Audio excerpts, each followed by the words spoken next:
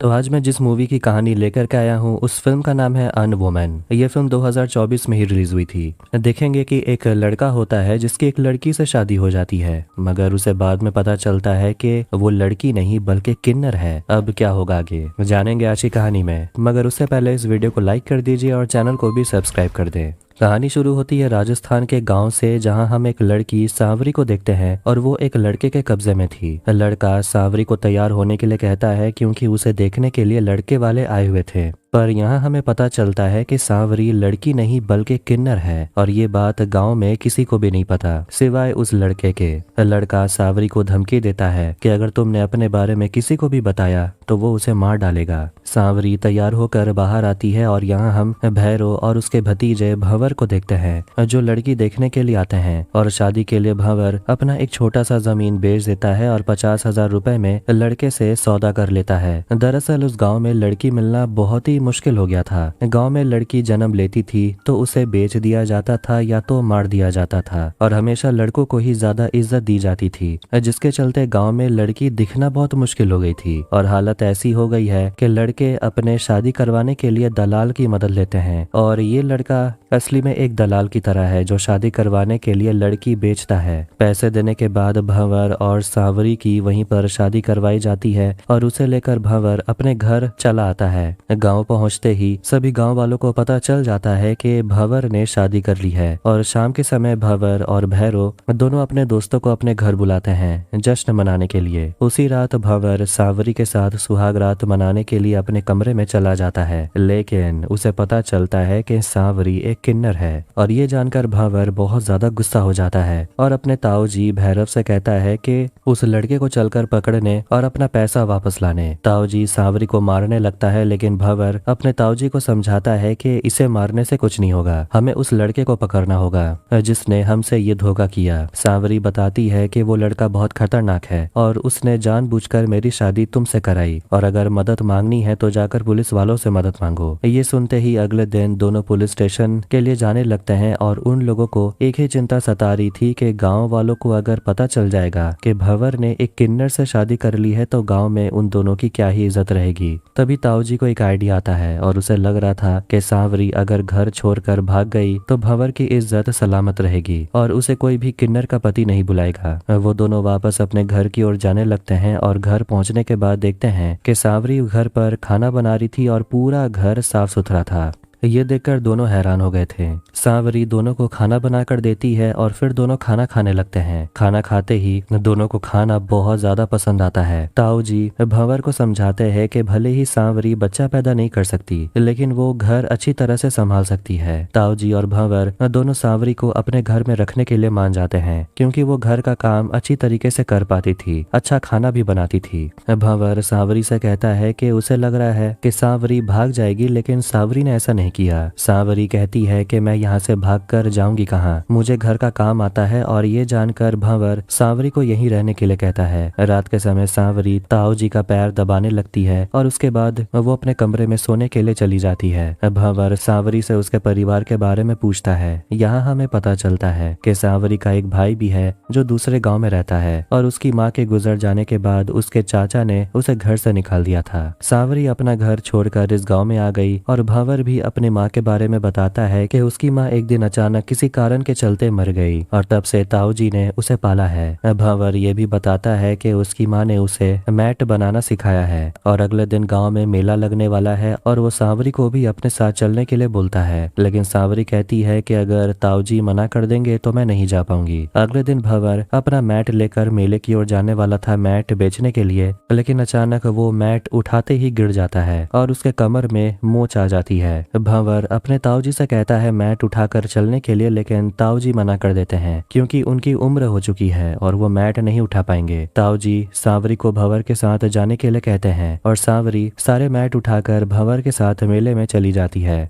मेले में पहुंचने के बाद भंवर सभी मैट को जैसे तैसे रख देता है, लेकिन सांवरी सभी मैट को सजा कर रख देती है और ये देखकर भंवर बहुत हैरान हो गया था और कहता है कि तुमने ये सब कहाँ से सीखा। सांवरी कहती है कि ये सब काम मुझे भी आता है और मैं अपने गांव में ये सब करती थी। तभी वहां पर एक विदेशी ग्राहक आता है और वो ग्राहक उन लोगों से एक मैट खरीद लेता है और देखते ही देखते थोड़ी देर में सारे मैट बिक जाते हैं। भंवर और सांवरी दोनों खुश हो गए थे और दोनों वक्त पर अपने घर की ओर निकल पड़ते हैं, लेकिन रास्ते में वो दोनों बहुत ही मस्ती मजाक करते हैं और एक जगह नाच गाना भी चल रहा था जिसे देखने के लिए दोनों चले जाते हैं और घर लौटते लौटते रात हो जाती है। घर लौटने के बाद भंवर ताऊजी से कहता है कि सारे मैट बिक गए और जितना पैसा कमाया है वो ताऊजी को दे देता है। फिर जैसे ही ताऊजी खाना खाकर सोने के लिए जाते हैं, भंवर सांवरी के लिए नए कान के झुमके लेकर आता है जो कि उसने मेले से खरीदा था। सांवरी कहती है कि तुमने तो सारा पैसा ताऊजी को दे दिया, फिर तुमने ये कैसे खरीदा। भंवर बताता है कि उसने सारा पैसा ताऊजी को नहीं दिया बल्कि आधा ही पैसा दिया था और आधा पैसा उसके पास ही है और उसी के मदद से उसने झुमका खरीदा। फिर दोनों वहां पर इंटीमेट होने लगते हैं। अगले दिन भंवर काम करने के लिए खेत में चला जाता है और सांवरी उन लोगों के लिए लस्सी बनाती है। सांवरी पहले ताऊजी को लस्सी पीने के लिए देती है, उसके बाद ताऊजी कहते हैं कि बाकी का लस्सी भंवर को जाकर खेत में दे देने के लिए। सांवरी खेत में चली जाती है भंवर से मिलने। वहां जाकर सांवरी अपने बनाई हुई भगवान शिव और पार्वती की एक तस्वीर दिखाती है और कहती है कि ये तस्वीर हम अपने घर में लगाएंगे। भंवर तस्वीर को देखकर बहुत खुश होता है और कहता है कि भगवान शिव और पार्वती ने मुझे भी आशीर्वाद दिया है जो तुझे मेरे पास भेजा। फिर सांवरी वापस घर की ओर चली जाती है और रात के समय भैरो मतलब के ताऊजी अपने दोस्तों के साथ बातचीत कर रहे थे, जहाँ उन्हें पता चलता है कि लखन की बीवी घर छोड़कर चली गई। लेकिन वहाँ पर बैठा एक और आदमी कहता है कि लखन की बीवी के ऊपर बहुत अत्याचार किया गया था, जिसके चलते लखन ने खुद अपनी बीवी को अपने घर से भागने में मदद की। वहाँ बैठा गोपी ताऊजी से कहता है कि जिस तरह तुमने अपने भतीजे भंवर की शादी कराई है, इसी तरह मेरी भी शादी करवाने। ताऊजी गुस्सा हो जाते हैं और कहते हैं कि शादी किस्मत वालों की होती है। गोपी कहता है कि इतने महीने हो चुके हैं, तुम्हारी बहू माँ कब बनेगी। ये सुनकर ताऊ और ज्यादा गुस्सा हो जाता है, लेकिन वो सोच में पड़ जाता है कि अगर गाँव वालों को पता चल गया कि उसकी बहू किन्नर है तो उसकी क्या ही इज्जत रह जाएगी।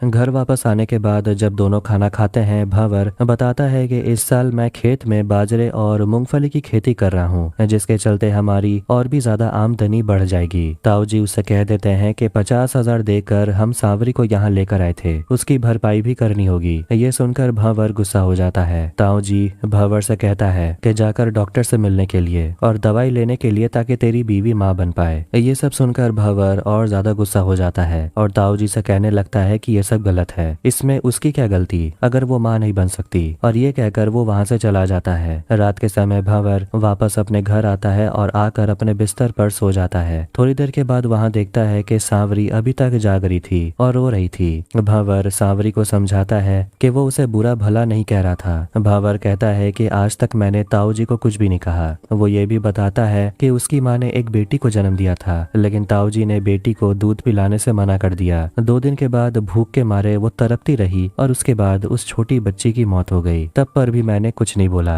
भंवर अपने पिता के बारे में बताता है कि वो हर समय बीमार रहते थे और उसके पास जितने भी जमीन थे सभी को उन्होंने इलाज के लिए बेच दिया। फिर भंवर और सांवरी दोनों इंटीमेट होने लगते हैं। तभी ताऊजी अपनी नींद से जाग जाते हैं और पानी पीने के लिए जाते हैं, लेकिन उसे मटके में पानी नहीं मिलता। वो सांवरी को डांटने के लिए उसके कमरे में चले जाते हैं और देखते हैं कि दोनों इंटीमेट हो रहे थे और ये देखकर तो वो भी हैरान हो जाते हैं। अब सुबह होते ही ताऊजी भंवर से कहते हैं कि पूरे गांव को लगता है कि वो तेरी बीवी है और अब तो मुझे भी लगने लगा है कि वो तेरी बीवी है क्योंकि वो तेरी बहुत सेवा करती है। भंवर ताऊजी को बताता है कि वो डॉक्टर के पास जा रहा है सांवरी का इलाज ढूंढने ताकि वो बच्चा पैदा कर सके। फिर रात के समय जब सांवरी ताऊजी के पैर दबाती है, ताऊजी कहता है हाथ भी दबाने के लिए, लेकिन सांवरी कहती है कि भंवर अब आने वाले हैं और ये कहकर वो अपने कमरे में चली जाती है। तभी ताऊजी भी उसके कमरे में घुस जाते हैं और दरवाजा बंद कर देते हैं और वो सांवरी के साथ जबरदस्ती करने की कोशिश करते हैं और कहते हैं कि उसने देखा कि कल रात सांवरी भंवर को खुश कर रही थी।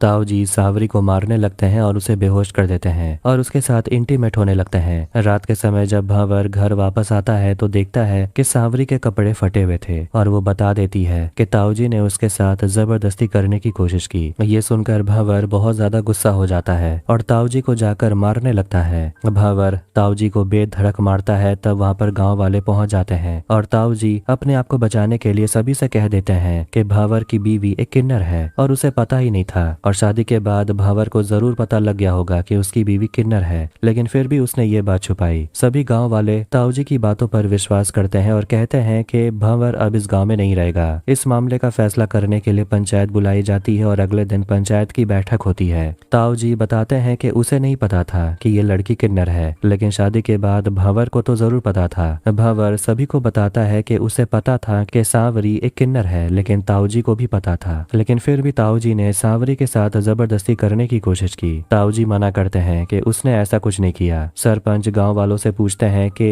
क्या उन लोगों ने भैरव ताऊ जी को अपनी बहू के साथ गलत व्यवहार करते हुए देखा है। सभी गाँव वाले कहते हैं नहीं, ताऊ जी ने कभी भी अपनी बहू के साथ गलत व्यवहार नहीं किया। सरपंच जी भावर से कह देते हैं कि तुमने एक बहुत ही बड़ा अपराध किया है और तुमने पूरे गांव से और अपने ताऊ जी से ये बात छुपाई कि तुमने एक किन्नर से शादी की है। भावर कहता है कि उसने ये सब ताऊ जी के कहने पर किया, लेकिन ताऊ जी कहता है कि उसे कुछ भी नहीं पता। उसे तो तब पता चला जब 9 महीने हो गए और अब तक सांवरी गर्भवती भी नहीं हुई। तभी गाँव का एक आदमी मजाक में कहता है कि भावर एक किन्नर का आशिक है और ये सुनकर भावर गुस्सा हो जाता है और कहता है कि वो उसका आशिक नहीं है। सांवरी सभी से कह देती है कि इसमें भावर की कोई गलती नहीं है। जिस दिन हमारी सुहागरात थी उस दिन भावर उसने तो मुझे घर जाने के लिए कह दिया था, लेकिन मैंने जाने से इनकार कर दिया। ये सुनकर पंचायत फैसला करती है कि सांवरी अभी इसी वक्त इस गाँव को छोड़कर चली जाएगी और भावर से कहते हैं कि तुम्हें अपने ताऊ जी से माफी मांगनी होगी। भावर ना चाहते हुए भी ताऊ जी से माफी मांग लेता है और सांवरी उसी वक्त गाँव छोड़कर वहाँ से चली जाती है। सांवरी बस स्टॉप में बस का इंतजार कर रही थी, तभी वहाँ पर भावर पहुँच जाता है और कहता है कि मैंने भी ये गाँव छोड़ दिया और अब मैं तुम्हारे साथ यहाँ से चला जाऊंगा। सांवरी खुश हो जाती है और उसके कंधे पर अपना सिर रखती है, लेकिन थोड़ी देर के बाद वो देखती है कि वो भावर नहीं बल्कि कोई और आदमी था और वो सपना देख रही थी। तभी वहाँ पर बस पहुँच जाती है और सांवरी बस पे चढ़कर नीचे बैठ जाती है और किन्नर की तरह अपने दोनों हाथों से ताली बजाने लगती है और कहती है मैं किन्नर हूँ और हम जैसों की इस दुनिया में कोई जगह नहीं है। और इसी के साथ ये फिल्म यहीं पर खत्म।